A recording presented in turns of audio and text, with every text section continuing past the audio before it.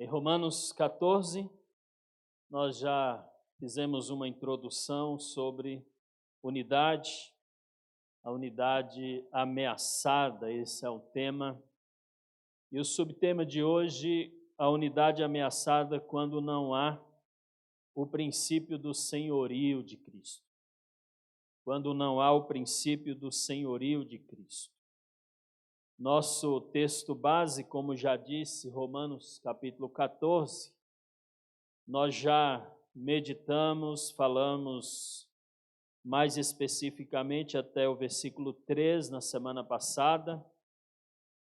Já dissemos que a unidade é algo que despertou a atenção dos líderes do povo de Deus ao longo da história. Nós já dissemos que desde o Antigo Testamento, quando Deus escolhe um povo para si, sempre houve uma palavra sobre a unidade. Nos evangelhos nós vimos isso, na igreja primitiva a gente vê também. Inclusive a unidade, nós temos algumas músicas hoje sobre unidade, mas também foi tema de músicas na época dos hebreus, quando os israelitas se reuniam para adorar a Deus, eles cantavam sobre a unidade. É o Salmo de 133, por exemplo, é um salmo que está falando sobre a unidade. Há um hino cantado nos momentos de culto ao Senhor. Ali diz que a unidade, ela tem a função de tornar a convivência boa e agradável. E além disso, diz o texto, que onde há unidade, além da convivência ser boa e agradável entre os irmãos, também ali o Senhor ordena a bênção para sempre. Cada vez que nós nos unimos mais e mais, o Senhor nos abençoa. E assim é na igreja do Senhor, no lar, no ambiente de trabalho, em qualquer relacionamento, em qualquer lugar. No nosso texto de Romanos, nós encontramos um problema causador dos conflitos na igreja em Roma e que estava ameaçando a unidade dos irmãos. Não era um problema específico dos romanos, mas era um problema dos primeiros cristãos. Da igreja primitiva, várias igrejas, Coríntios, o apóstolo Paulo escreve falando sobre esse tema. Os irmãos da igreja que eram extremamente legalistas e rígidos na observância da lei, esses irmãos de origem judaica, você vê que a maneira como eles se comportavam na igreja tinha a ver com a herança, aquilo que eles trouxeram lá de onde eles vieram. Sabe que no ambiente familiar também é a mesma coisa, é muito complexo a unidade entre o marido e a mulher, até que eles resolvam a sua herança familiar, né? Cada um vem com uma herança. E daí esses dois mundos se encontram e começam a conviver juntos. Muitos casais não aguentam nem o primeiro ano de casamento, eles acabam se separando. Então, isso acontece. E os novos convertidos gentios, esses são considerados por alguns estudiosos, comentaristas, como os irmãos que eram de boa. Para eles não tinha muito esse negócio de algumas comidas não podia, carnes, ou dias especiais, enfim. Qual era o problema? Os gentios convertidos comiam de tudo, considerava todos os dias sagrados e especiais. Os convertidos judeus tinham uma dieta, digamos, vegetariana. Considerava alguns dias especiais, como o sábado, o dia da expiação. Alguns dias eram mais santos para eles. E cada grupo, o problema até aí não tem problema. Cada um come o que quer, trabalha o dia que quer, resolve. Mas o problema não era esse. O problema era que um grupo acreditava que o outro grupo não estava sendo tão espiritual quanto deveria ser, e aí estava instalado o grande conflito, o grande problema.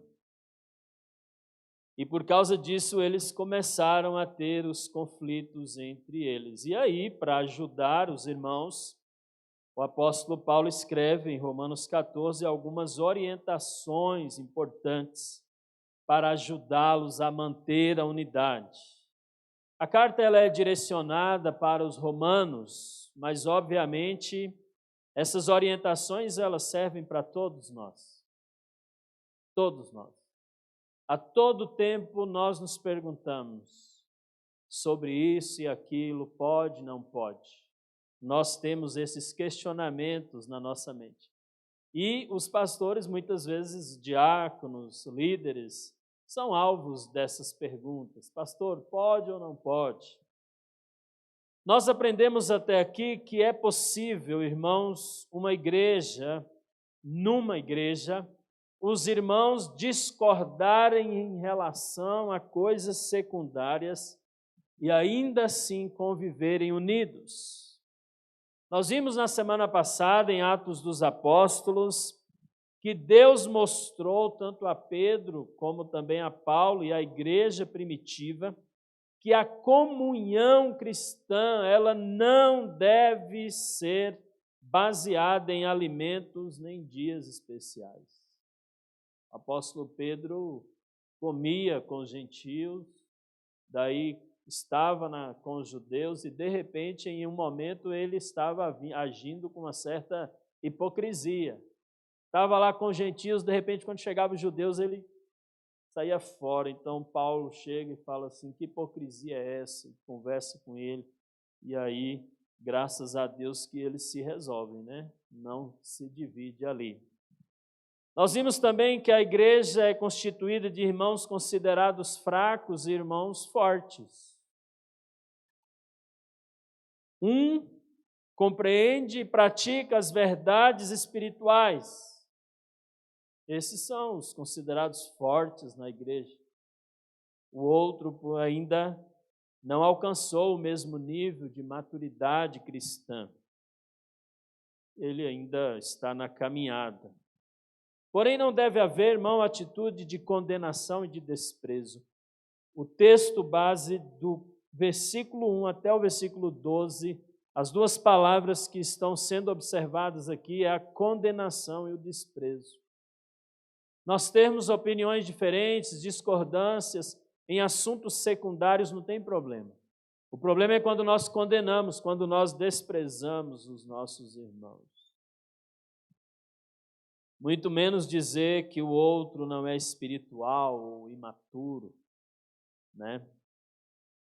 Em caso de conflito, não violar o senhorio de Cristo na igreja, uma frase de um teólogo chamado Adolf Pohl. O nosso Senhor acolhe, nós vimos isso nas últimas mensagens, tanto o considerado forte na fé como o fraco. E o nosso desafio como igreja não é exigir uma uniformidade, mas acolher uns aos outros. É muito comum as pessoas irem à igreja e nós desprezarmos elas, condenarmos, julgarmos, e elas não suportam ficar em nosso meio, porque nós somos muito santos. Isso acontece muito nas igrejas. Nós olhamos para as pessoas que vêm à igreja pela primeira vez ou a segunda vez e as tratamos como se elas já estivessem uma longa caminhada cristã. Nós não podemos fazer isso. Nós precisamos acolher, amar, entender que elas estão chegando agora, que nós precisamos cuidar delas, orar por elas, apresentar para elas o senhorio de Cristo na vida delas, que quem vai mudá-las é o Senhor, é o Espírito Santo do Senhor. Nós não podemos tomar o lugar do Senhor. Por isso que a unidade, para não ser ameaçada, nós precisamos reconhecer o senhorio de Cristo nas nossas vidas e na vida daqueles que estão chegando. Nós não podemos esquecer, irmãos, que a unidade tem a função de tornar a convivência boa e agradável, além disso, a bênção ordenada pelo Senhor onde há unidade. A unidade é ameaçada quando falta o princípio do senhorio de Cristo. Uma frase de um outro teólogo chamado Wiersbe, vocês me ouvem muito citar esse teólogo. Ele diz que a unidade ela está ameaçada quando não fazemos de Jesus Cristo o Senhor de nossas vidas e deixamos que Ele também seja o Senhor sobre a vida de outros cristãos. Às vezes eu quero ser o Senhor da vida do outro, e aí está instalado o conflito, está instalada a crise, o problema na igreja, e a unidade entre o meu irmão e eu está ameaçada. O versículo 4, vamos ler junto, Romanos 14, versículo 4, o apóstolo Paulo fala assim: quem é você para julgar o servo alheio? É para o seu Senhor que ele está em pé ou cai, e ficará em pé, pois o Senhor é capaz de o sustentar. Nós temos no corpo de Cristo, na igreja do Senhor, os servos do Senhor. Nós não podemos, em hipótese alguma, achar que nós somos senhores. A palavra de Deus fala assim: quem é você para julgar um servo alheio? Ou seja, eu sou um servo, pertenço a um Senhor, só Ele pode me julgar. A Suzane é uma serva, pertence a um Senhor. É interessante como algumas igrejas, o pastor é o Senhor da igreja, né? O diácono é o Senhor da igreja. Ele julga, ele condena, é ele que decide tudo. Meus irmãos, Paulo estabelece nesse versículo o princípio de julgamento. Ele faz uma pergunta retórica, depois ele dá a resposta. O servo alheio, ele pertence a um outro senhor. Um servo que tem um dono e não é você e nem eu. Pertence a alguém. O Senhor, o dono do servo, é quem avalia, analisa, julga, condena. É Ele quem decide, é Ele quem dá o veredito final. É quem, na verdade, decide se o servo, pelo que ele está fazendo, vai ficar de pé ou vai cair. Mas o nosso Deus é tão amoroso que o versículo completa e termina assim: e ficará de pé, pois o Senhor é capaz de o sustentar. Ou seja, quando nós olhamos alguns servos e aos nossos olhos eles estão tão fora dos nossos padrões, nós dizemos assim: logo, logo esse aí vai cair, não vai ficar de pé. Mas o Senhor diz, já no versículo 1, 2 e 3, ele tinha falado que ele o acolheu, e agora ele fala assim: eu o sustentarei. Eu acolho e eu sustento. Não depende de nenhum de nós dar a sentença para alguns irmãos. Tomar o lugar do Senhor, o dono deles. Meus irmãos, nós somos escravos de Deus, os servos de Deus. Ele é o dono. Ele comprou cada um de nós, custou a vida do seu filho. Ele quem decide. Nós não somos de nós mesmos, nem tampouco eu sou de alguém. Eu sou do Senhor. Ele me comprou. Eu pertenço a Ele. Por mais que nós consideremos situações questionáveis na vida de algum servo, o irmão em Cristo, o princípio de Paulo é que não devemos julgar. Primeiro Tiago 4,12, eu queria que você abrisse lá, creio que a Débora vai colocar ali.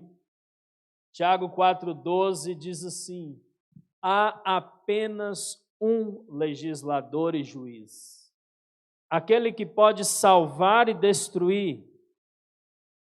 Mas quem é você para julgar o seu próximo? Meus irmãos, isso é um pecado que todos nós cometemos. Desde o pastor, presidente da igreja, os diáconos, os líderes. A prova de que somos pecadores, temos uma mente má e um coração mau, é que nós somos especialistas em julgamento e em condenação em muitos casos. Por isso que o apóstolo Paulo tenta nos ajudar. Nós precisamos entender que nós não somos donos de ninguém. Não podemos fazer o papel de dono do outro. Aliás, todas as vezes que nós, seres humanos, começamos a achar que o outro nos pertence, nós somos dono do outro, o relacionamento entra em crise. Sabe que o número crescente de violência doméstica é quando um homem acha que ele é o dono da mulher. A violência infantil é quando o pai acha que ele é o dono da criança, o dono do outro. Não pode. Nós precisamos olhar e dizer assim: a preciosa do Senhor. Meu filho é do Senhor, Ele me deu para eu cuidar dele, e eu vou cuidar da melhor maneira possível. Porque no momento que nós achamos que somos donos, nós começamos a fazer coisas que nós não temos competência para fazer, só o Senhor pode fazer. As escolhas que nós às vezes tomamos quando nós achamos que somos proprietários de alguma coisa. Tem pastores que acham que são donos da igreja, daí ele estraga a igreja, causa problema na igreja. Tem famílias nas igrejas que acham que são os donos da igreja, causa problema na igreja, estraga a igreja, cria conflito, crises, e a unidade está ameaçada. Não pode, é do Senhor, é do Senhor, o servo é dele. Meus irmãos, não se preocupe com seu irmão. Ele está em boas mãos. O seu Senhor, apesar de tudo que nele é questionável, ele experimentará poder regulador do Senhor. E com certeza o Senhor o aperfeiçoará. A realidade da culpa não será ignorada pelo Senhor, pode ficar bem tranquilo, mas também não será ignorado o poder da graça de Deus. Nos versículos 5 a 8, Paulo volta a discutir a questão dos dias especiais. Confira aí. Capítulo 14, 5 a 8. Vamos ler ali que está mais fácil. Há quem considere um dia mais sagrado que o outro. Há quem considere iguais todos os dias. Tem gente que ainda faz essa pergunta para o pastor. Está na Bíblia, não precisa perguntar. Pastor, o domingo é mais sagrado que os outros dias da semana? Está aí a resposta. O sábado, pastor, estou preocupado. Bateu alguém na minha casa e falou que o sábado é um dia que... E aí, o que faço? A palavra está aí. Olha para a palavra. Está aí. Cada um deve estar plenamente convicto em sua própria mente. Aquele que considera um dia especial para o Senhor, assim o faz. Aquele que come carne para o Senhor, come, pois dá graças a Deus. E aquele que se abstém, para o Senhor se abstém, e dá graças a Deus. Pois nenhum de nós vive apenas para si. E nenhum de nós morre apenas para si. Se vivemos, vivemos para o Senhor. Se você comer alguma coisa e morrer, brincadeira. Se morremos, morremos para o Senhor. Assim, meus irmãos, quer vivamos, quer morramos, pertencemos ao Senhor. Pertencemos ao Senhor. O cristão mais fraco acha que existem dias mais sagrados ou especiais. O cristão mais forte, ele fez uma pesquisa, ele leu alguns teólogos, ele estudou a palavra, e ele fala assim, não, todos os dias são especiais, meus queridos. Paulo, na sabedoria dele, ele não diz quem está certo e quem está errado. O que ele faz? O final do versículo 5, ele simplesmente diz: há quem considere iguais todos os dias. Cada um deve estar plenamente convicto em sua própria mente. Se você quer ter uma dieta low carb, esteja convicto disso. Se você não quer comer carne vermelha porque você fez uma pesquisa e acha que... Eu tenho, na verdade, um amigo cardiologista e ele fala que nós não fomos criados para comer carne vermelha. Segundo as pesquisas que ele fez. Mas o pessoal do Sul aí já está fora da dieta há muito tempo. Meus irmãos, em outras palavras, o apóstolo Paulo está falando assim, cada um esteja certo de que aquilo que faz é para o Senhor, não apenas por causa de algum preconceito ou capricho. Se você está fazendo para o Senhor, quem sou eu para julgar? A consciência é sua, você é um servo do Senhor, faça para o Senhor. O termo Senhor aparece 7 vezes aqui. Se o irmão considera um dia especial, deve fazer isso para o Senhor. O irmão que come carne deve também fazer para o Senhor e dar graças ao Senhor. A mesma coisa deve fazer o que se abstém de carne. Tranquilo. Nós temos que ter o Senhor como o padrão, não as minhas tradições religiosas, não aquilo que falam para mim que é errado, que não pode. Fale com o Senhor. Meus irmãos, o senhorio de Cristo é muito importante quando nós estamos para decidir o que pode e o que não pode. Por quê? Porque a palavra do Senhor não nos diz se algumas coisas é pecado ou não é, pode ou não pode.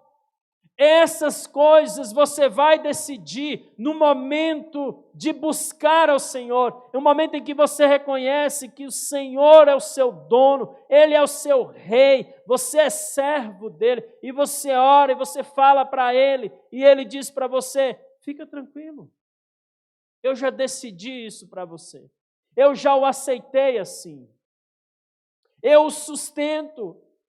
Se você que tiver que mudar em algum momento, eu vou cuidar para você. Em algum momento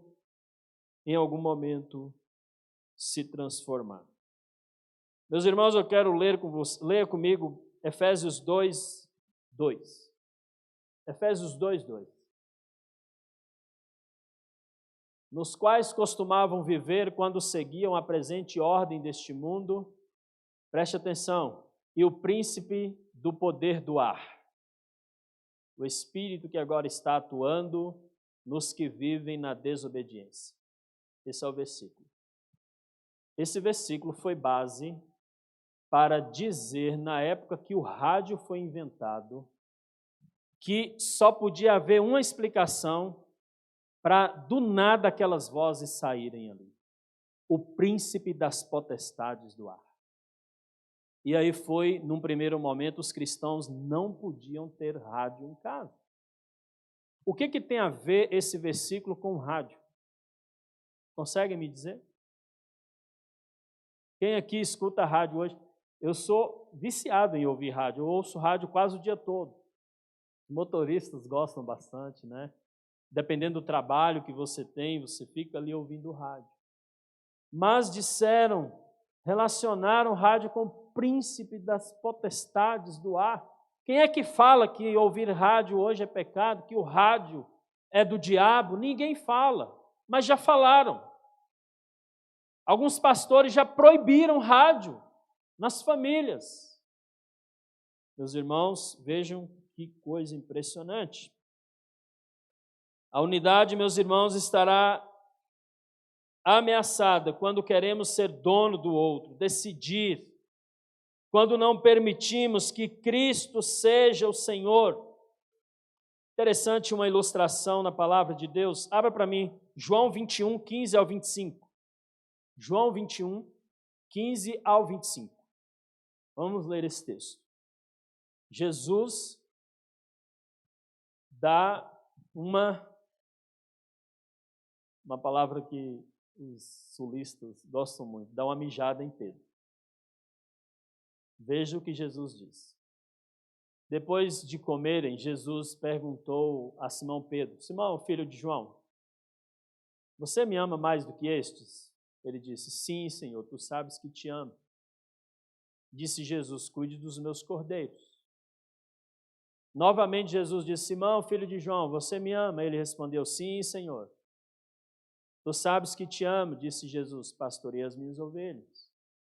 Pela terceira vez ele disse: Simão, filho de João, você me ama? Pedro ficou magoado por Jesus lhe ter perguntado pela terceira vez: você me ama? Ele disse: Senhor, tu sabes todas as coisas e sabes que te amo. Disse-lhe Jesus: cuide das minhas ovelhas. Digo a verdade, ô Simão, quando você era jovem, você não tinha Senhor. Você vestia-se, ia para onde queria, mas quando agora você é velho, estenderá as mãos e outra pessoa o vestirá e o levará para onde você não deseja ir. Jesus disse isso para indicar o tipo de morte com a qual Pedro iria glorificar a Deus. E então Jesus disse para Pedro: Pedro, não se preocupa com nada, Pedro. Só pastoreie as minhas ovelhas e me siga. Ok? Ok. Versículo 20. Pedro, que acabou de ter uma conversa legal com Jesus, entendeu: o Senhor é o meu Senhor, o Senhor é o Senhor das ovelhas que eu vou pastorear, eu vou te seguir, Senhor. Ok. Pedro voltou-se e viu que o discípulo a quem Jesus amava o seguia. Este era o que estivera ao lado de Jesus durante a ceia. No caso aí, parece ser João. Quando Pedro viu, perguntou: Senhor, e quanto a ele? Respondeu Jesus: Pedro, é o seguinte, se eu quiser que ele permaneça vivo até que eu volte, o que te importa? Você está preocupado com a vida dos outros, Pedro? Eu acabei de ter uma conversa contigo, agora você está preocupado com João? O que te importa a vida de João? Quanto a você, siga-me, Pedro. Aí, versículo 23, foi por isso que se espalhou entre os irmãos o rumor de que aquele discípulo não iria morrer. Mas Jesus não disse que ele não iria morrer, apenas disse: se eu quiser que ele permaneça vivo até que eu volte, o que importa? Este é o discípulo que dá testemunho dessas coisas e que as registrou. Sabemos que o seu testemunho é verdadeiro. Jesus fez também, enfim, muitas coisas, enfim, João fala ali do propósito do que ele escreveu. Meus irmãos, o que te importa? São as palavras de Jesus para o apóstolo Pedro. Estamos falando de Pedro. Não é esse Pedro meia boca aqui, era o apóstolo Pedro. Cristo, meus irmãos, 2 Coríntios 5,15, morreu por todos, para que aqueles que vivem já não vivam mais para si mesmos, mas para Cristo que por eles morreu e ressuscitou. O que Paulo quer nos lembrar no verso 8, meus irmãos, é a nossa união com Cristo. Verso 8, ele fala o seguinte, capítulo 14, versículo 8. Se vivemos, vivemos para o Senhor, e se morremos, morremos para o Senhor. Assim, quer vivamos, quer morramos, nós pertencemos ao Senhor. Tanto os fracos como os fortes, todos pertencem ao Senhor.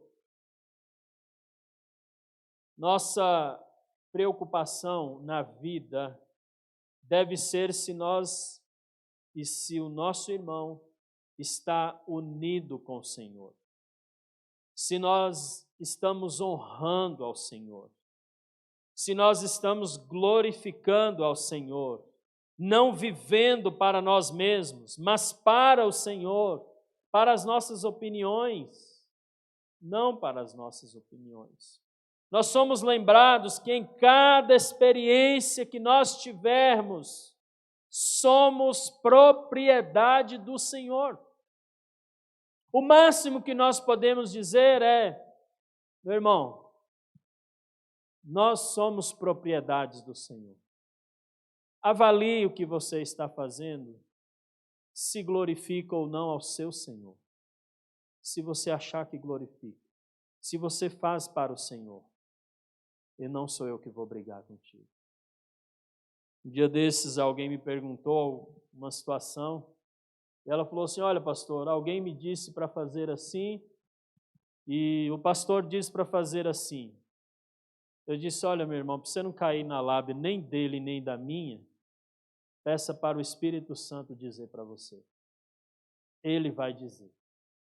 Depois ela disse assim, pastor, eu perguntei para o Senhor e ele não disse para mim seguir a sua orientação. Então tá bom, ok. Vá em paz, meu irmão. Wiersbe, de novo, diz, se os cristãos se dirigissem a Deus em oração, em vez de se dirigirem aos irmãos com críticas, as igrejas teriam uma comunhão mais forte. Diante dos desafios, meus irmãos, quando a igreja deixa de colocar suas fraquezas, bem como as fraquezas uns dos outros, debaixo do senhorio de Cristo, a unidade fica ameaçada.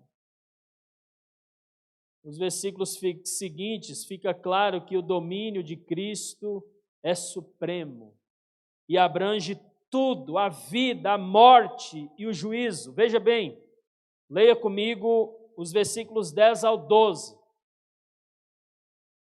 Portanto, meu irmão, você que julga seu irmão, aliás, volta por favor, né? Portanto, você, por que julga seu irmão? E por que despreza seu irmão? Pois todos compareceremos diante do tribunal de Deus. Porque está escrito, por mim mesmo jurei, diz o Senhor, diante de mim, todo joelho se dobrará e toda língua confessará que sou Deus. Assim, cada um de nós prestará contas de si mesmo a Deus. Ou seja, de que adianta o desgaste, o desprezo, o julgamento, o desperdício de energia,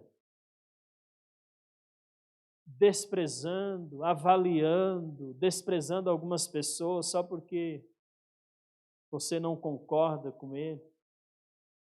No final das contas, todos, os fortes e os fracos na fé, todos, pastores, diáconos, líderes, novos convertidos, todos terão que se apresentar diante do juiz. Ninguém vai se escapar No final das contas, todos prestarão contas àquele que não despreza ninguém e que tem o poder para julgar as obras de cada um.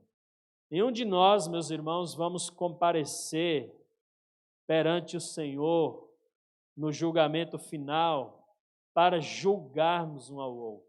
Pelo contrário, nós vamos todos nós, pianinhos, bonitinhos, quebrantados, humildemente, aparecer diante dele. Nós, neste momento, nós nem estaremos preocupados com o nosso irmão. Sabe por quê? Porque nós estaremos com todo o temor, tremendo nas bases, porque o Senhor vai julgar o nosso irmão e a nós também. Ninguém vai comparecer lá para julgar. Olha, Senhor, como advogado, olha só o que ele fez isso. Não, não precisa. Se nós fizermos isso, nós anulamos um atributo de Deus de onisciência. Nós precisamos dizer para Deus o que as pessoas estão fazendo. Conclusão. Se começarmos a conviver realmente uns com os outros, nós vamos começar a ver os problemas do nosso irmão. É assim, começa a visitar mais, começa a conviver com os irmãos, você vai começar a perceber suas falhas. Com certeza os irmãos que convivem mais próximo de mim conseguem identificar muitas falhas que, me vendo só nos domingos aqui pregando, e vez ou outra que eu visito você ou você me visita, você não vai me conhecer. Você vai me conhecer quando você começar a conviver comigo. E você vai ver que eu sou complicado, que eu tenho manias, que eu sou teimoso, que eu tomo decisões que você não vai concordar. Tudo bem. Tudo bem. Começa a conviver para você ver como que você vai olhar para o outro e dizer, mas como que ele faz isso? A gente vê o Ricardo lá tocando na igreja. Eu nunca imaginaria que ele fizesse e ele falasse e ele pensasse e ele agisse assim.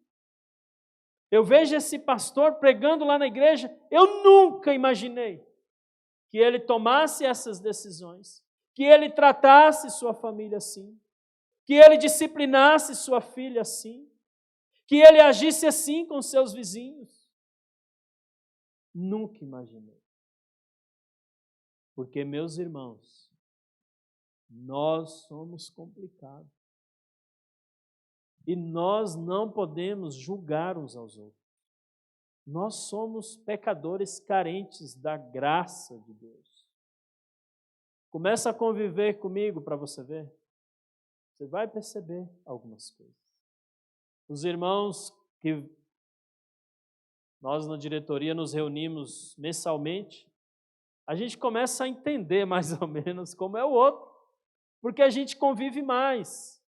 Nós conversamos mais no grupo da diretoria do que lá no grupo da igreja. Nós decidimos situações. E às vezes, quando nós estamos reunidos, alguns às vezes dão algumas opiniões e fazem algumas colocações à sua maneira, e muitas vezes entendemos como fortes. Temos que tomar decisões e discordamos e falamos. Ok, precisamos continuar unidos. Não é possível que os irmãos, ao longo de 5 anos, concordaram com tudo que eu falei, com todas as decisões que eu tomei. Não é possível isso. Não é possível, irmãos. Mas eu louvo a Deus por vocês não terem me demitido ainda. Amém? Meus irmãos, uns fortalecidos em algumas áreas, deixando a desejar em outras e vice-versa. Como resolver isso, pastor? Como resolver isso e continuarmos unidos? A primeira coisa, aceitar o senhorio de Cristo em sua vida. A nossa unidade ela é ameaçada quando falta o senhorio de Cristo. Esse princípio importante.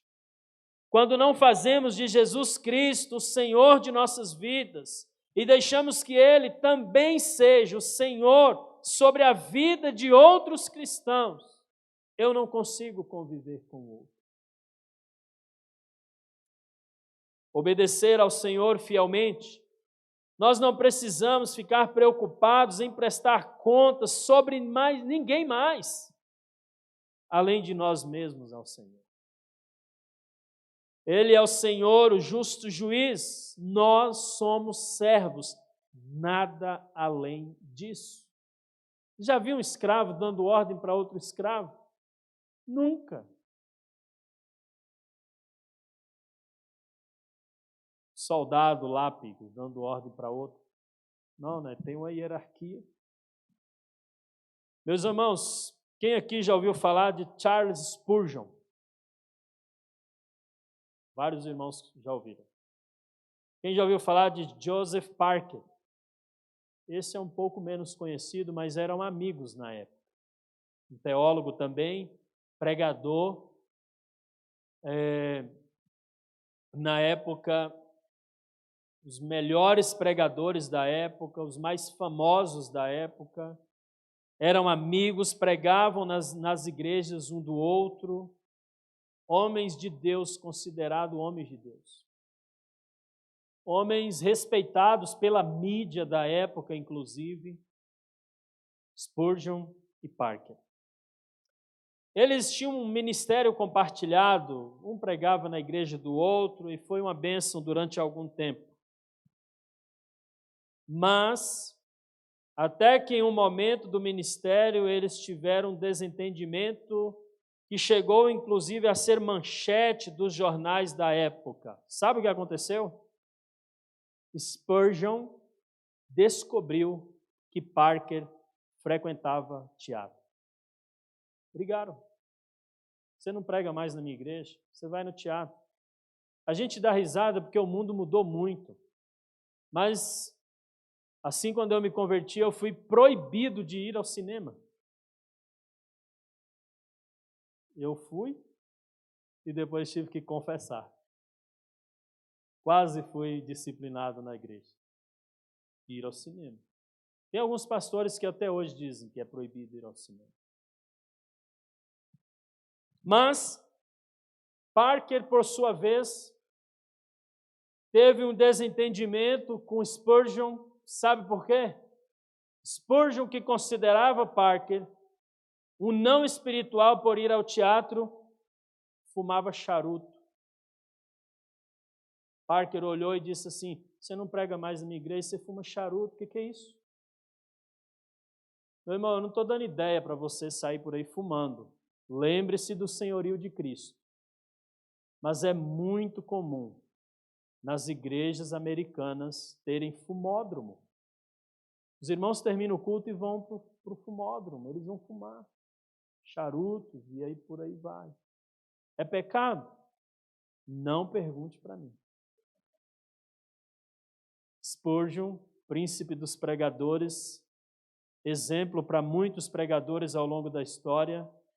É impossível, quase impossível, um jovem passar pelo seminário e não estudar os sermões de Spurgeon.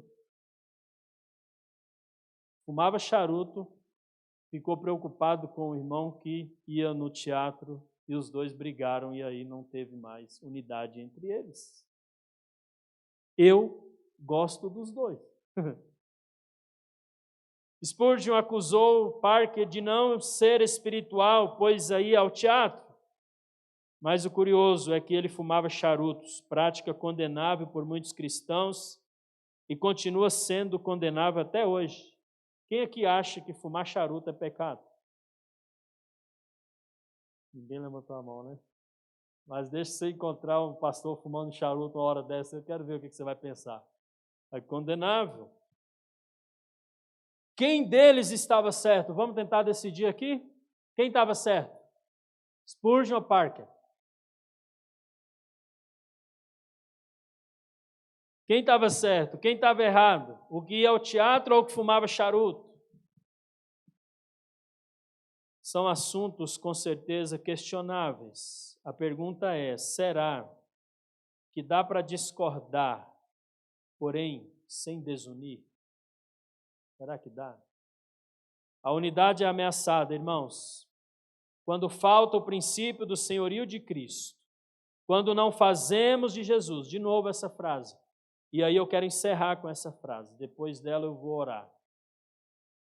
Quando não fazemos de Jesus Cristo o Senhor de nossas vidas e deixamos que Ele também seja o Senhor sobre a vida de outros cristãos, a unidade estará ameaçada. Amém? Senhor, em nome de Jesus, quero te agradecer pela sua palavra. Esses assuntos, ó Pai, que nós estamos falando ultimamente, são assuntos delicados. Não deixa, Senhor, que o diabo recorte algumas falas, algumas palavras, algumas frases isoladas. E faça disso, Senhor, problemas na igreja do Senhor, discórdias, divisão, conflitos, problemas, Pai, heresias na obra do Senhor. Tu sabes, ó Deus, que a intenção, Senhor, é dizer que o Senhor é um Pai amoroso, que acolhe, que ama, que sustenta e que com seu Santo Espírito vai transformando as pessoas. A intenção é dizer, Pai, que nós, como servos do Senhor, temos o papel de acolher, de amar e de sustentar, de apoiar, de caminhar junto, Senhor. E não desprezar, condenar, julgar, Senhor, esse não é o papel da igreja. O papel da igreja é amar, acolher e orar para que o Espírito do Senhor faça a obra na vida de cada um dos nossos irmãos. Esse é o nosso desejo, Pai. Não é o meu desejo, Senhor, aqui decidir o que pode, o que não pode. Eu não tenho essa pretensão. Eu só quero dizer, Pai, que o Senhor nos acolhe, nos sustenta, nos ama e nos transforma. É a oração que nós fazemos, Senhor, em nome de Jesus. Amém.